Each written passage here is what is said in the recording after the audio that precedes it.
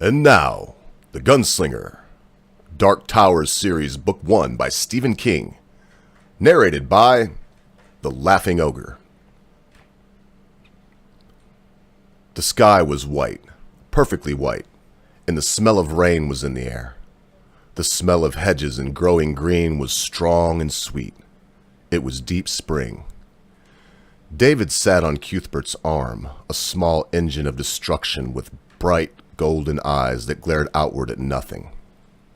The rawhide leash attached to his jesses was looped carelessly about Cuthbert's arm.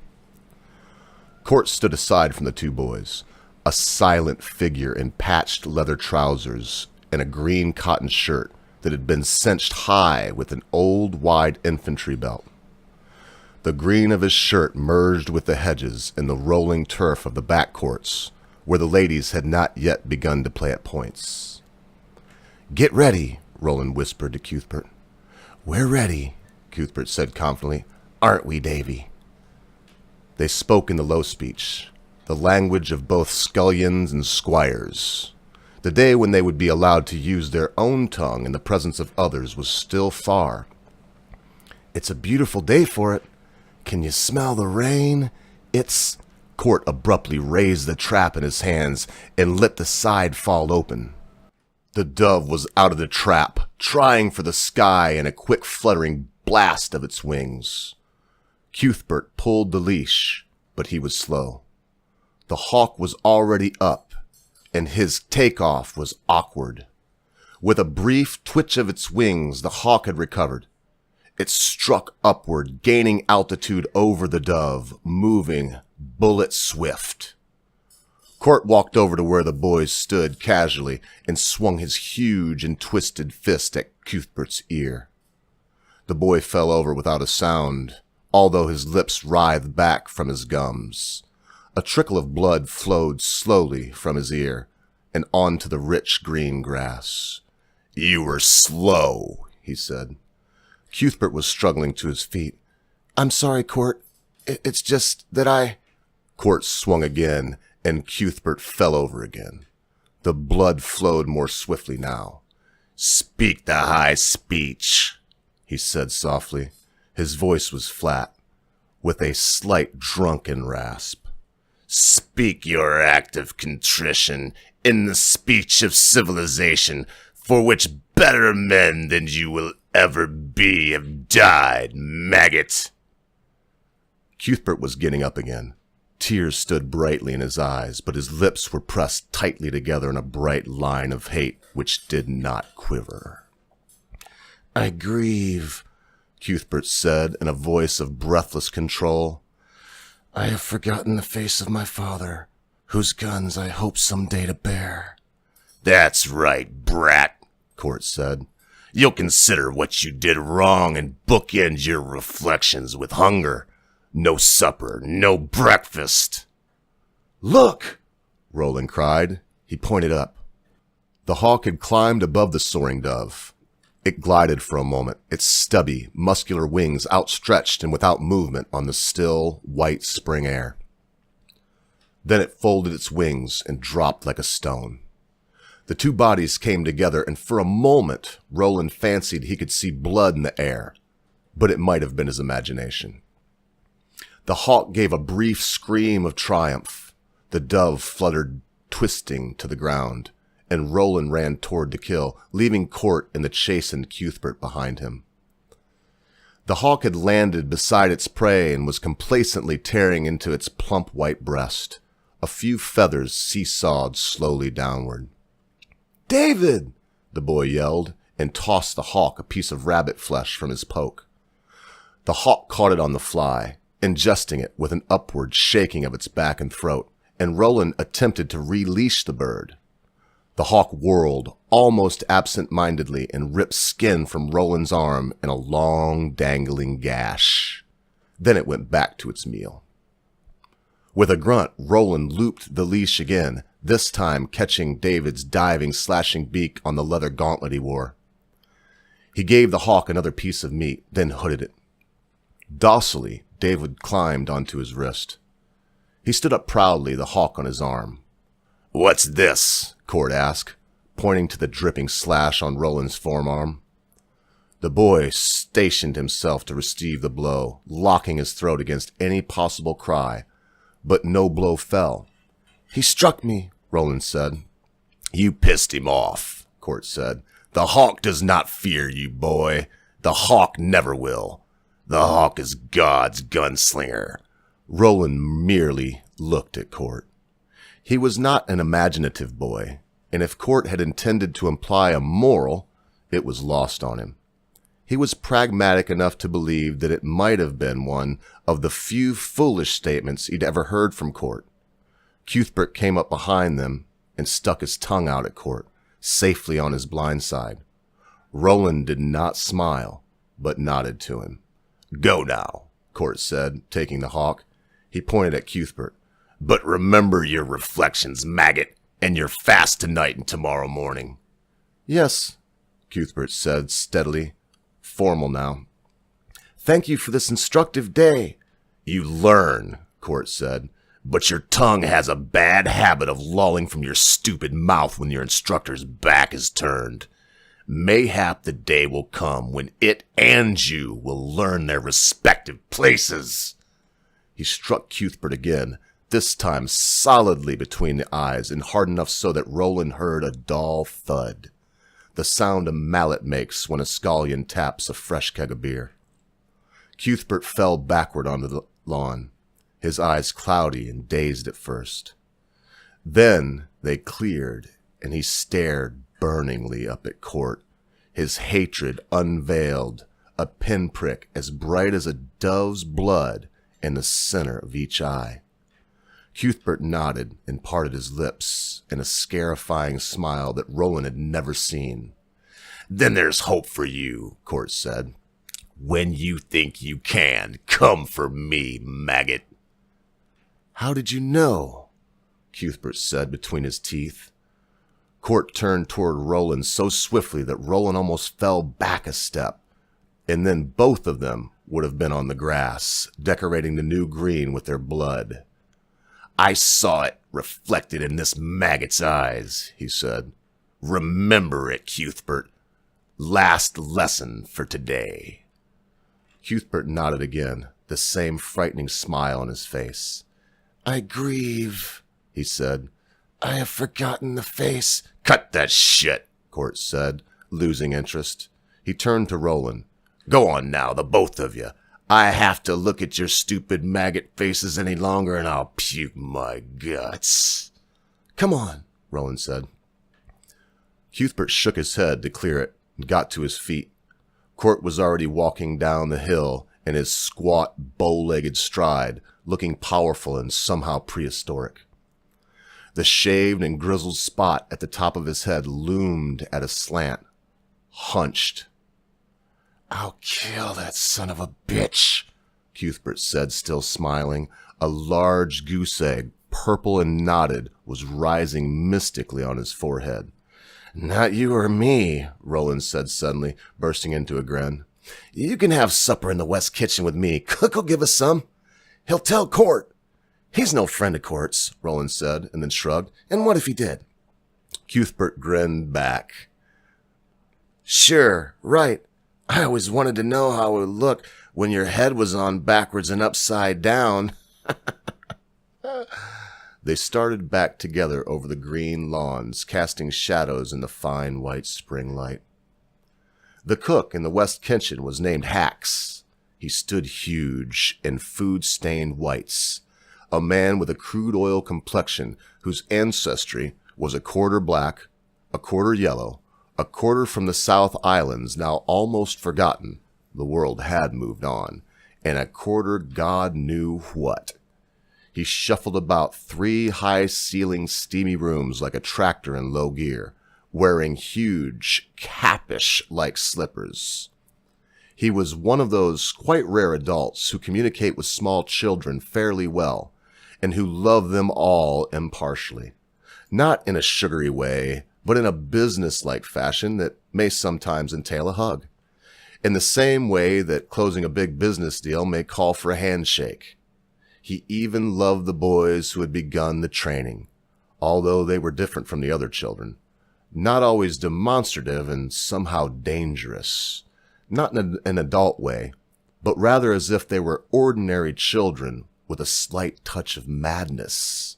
And Cuthbert was not the first of Court's students whom he had fed on the sly.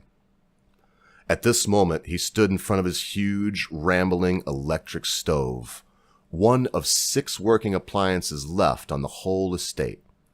It was his personal domain, and he stood there watching the 2 boys bolt the gravied meat scraps he'd produced. Behind, before, and all around, cook boys, scullions, and various underlings rushed through the foaming, humid air, rattling pans, stirring stew, slaving over potatoes and vegetables in the nether regions. In the dimly lit pantry alcove, a washerwoman with a doughy, miserable face and hair caught up in a rag splashed water around on the floor with a mop. One of the scullery boys rushed up with a man from the guards in tow. This man, he wants you, Hax." "All right." Hax nodded to the guard. He nodded back.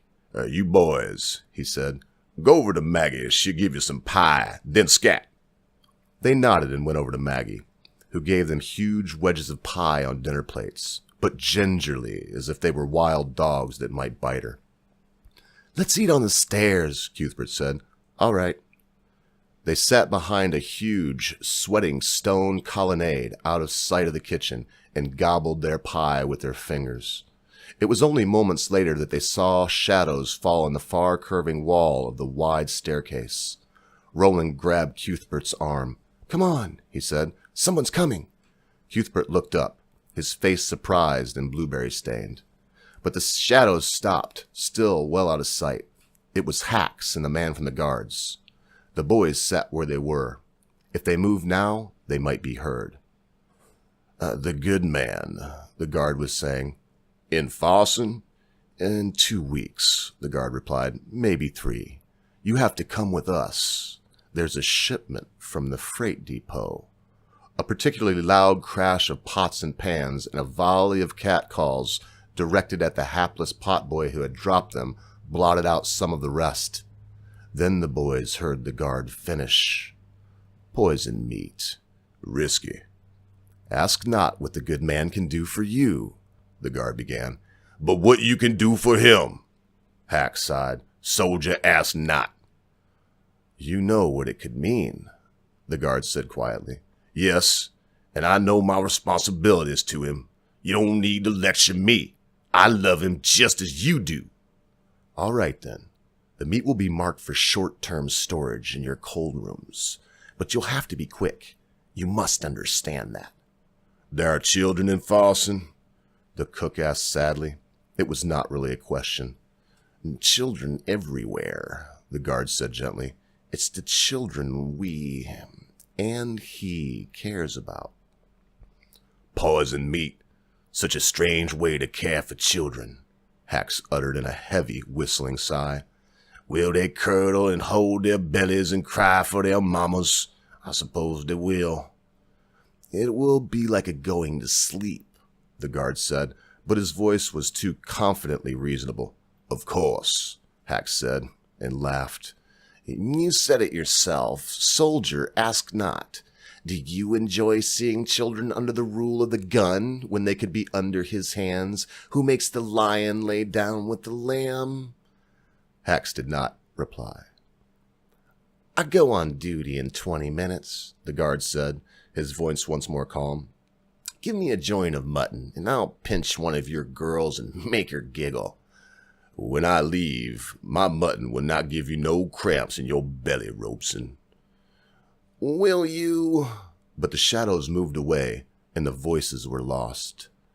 I could have killed them, Roland thought, frozen and fascinated. I could have killed them both with my knife, slit their throats like hogs.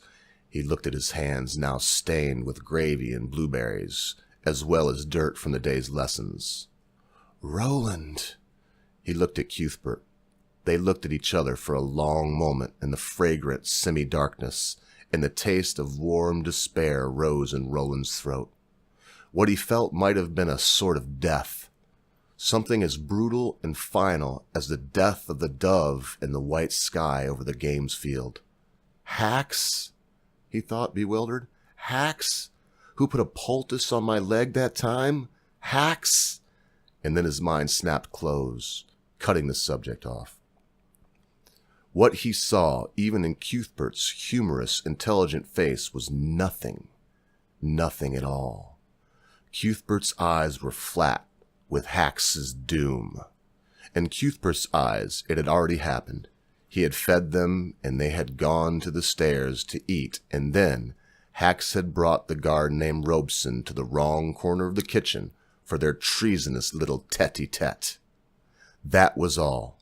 In Cuthbert's eyes, Roland saw that Hax would die for his treason as a viper dies in a pit. That and nothing else. Nothing at all. They were Gunslinger's eyes. Roland's father was only just back from the uplands, and he looked out of place amid the drapes and the chiffon fripperies of the main receiving hall that the boy had only lately been granted access to, as a sign of his apprenticeship. His father was dressed in black jeans and a blue work shirt. His cloak, dusty and streaked, torn to the lining in one place, was slung carelessly over his shoulder with no regard for the way it clashed with the elegance of the room. He was desperately thin, and the heavy handlebar mustache below his nose seemed to weigh his head as if he looked down at his son. The guns crisscrossed over the wings of his hips. They hung at perfect angles for his hands, the worn sandalwood handles looking dull and sleepy in the languid indoor light. "The head cook," his father said softly. "Imagine it. The tracks that were blown up inland at the railroad head, the dead stock in Hendrickson, and perhaps even... Imagine. He looked more closely at his son. "It preys on you." "Like the hawk?" Roland said. "It preys on you." At the startling appropriateness of the image, rather than at any lightness in the situation, his father smiled. "Yes," Roland said. "I guess it preys on me."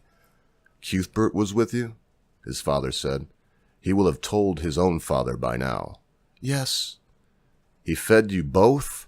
When court—" "Yes." "And Cuthbert, does it prey on him, do you think?" "I don't know." Such an avenue of comprehension did not really interest him. He was not concerned with how his feelings compared with those of others. "It preys on you because you feel you've killed?" Roland shrugged unwillingly, all at once not content with this probing and his motivations. "Yet you told. Why?" The boy's eyes widened.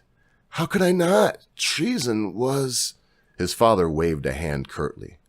"If you did it for something as cheap as a schoolbook idea, you did it unworthy. I would rather see all Farson poisoned." "I didn't!" The words jerked out of him violently. "I wanted to kill him! Both of them! Liars! Snakes! They—" "Go ahead." "They hurt me," he finished defiantly. "They did something to me, changed something. I want to kill them for it." His father nodded. "That is worthy, but not moral. But it's not your place to be moral. In fact," he peered at his son, "morals may always be beyond you. You're not quick like Cuthbert or Wheeler's boy. It will make you formidable." The boy, impatient before this, felt both pleased and troubled. "He will—" "Hang." The boy nodded. "I want to see it." Roland the elder threw his head back and roared laughter. Not as formidable as I thought, or perhaps just stupid." He closed his mouth abruptly. An arm shot out like a bolt of lightning and grabbed the boy's upper arm painfully. He grimaced, but did not flinch. His father peered at him steadily, and the boy looked back, although it was more difficult than hooding the hawk had been. All right, he said, and then turned abruptly to go. Father? What? Do you know who they were talking about? Do you know who the good man is? His father turned back and looked at him speculatively. Yes, I think I do. If you caught him, Roland said, in his thoughtful, near-plodding way, no one else like Cook will ever have to be neck-popped? His father smiled thinly. Perhaps not for a while, but in the end, someone always has to have his or her neck popped. As you so quaintly put it, the people demand it. Sooner or later, if there isn't a turncoat, the people make one. Yes, Roland said, grasping the concept instantly. It was one he never forgot. But if you got him... No, his father said flatly. Why? For a moment, his father seemed on the verge of saying why, but he bit it back. We've talked enough for now, I think. Go out from me. He wanted to tell his father not to forget his promise when the time came for Hax to step through the trap, but he was sensitive to his father's moods. He suspected his father wanted to fuck. He closed that door quickly. He was aware that his mother and father did that thing together, and he was reasonably well informed as to what that act was. But the mental picture that always condensed with the thought made him feel both uneasy and oddly guilty. Some years later, Susan would tell him the story of Oedipus, and he would absorb it in that quiet thoughtfulness, thinking of this odd and bloody triangle formed between his father, his mother, and by Martin, known in some quarters as the good man. Or perhaps it was a quadrangle, if one wished to add himself. Good night, Father, Roland said. Good night, son, his father said absently, and began unbuttoning his shirt. In his mind, the boy was already gone. Like father, like son. Thank you so much for tuning in. This was part 7 of The Gunslinger, Dark Tower, Book 1, narrated by The Laughing Ogre. Of course, the book is done by Stephen King. And tune in next time for The Death of Hax the Cook. Hope you're enjoying this. Please leave your comments, any ideas, any suggestions below.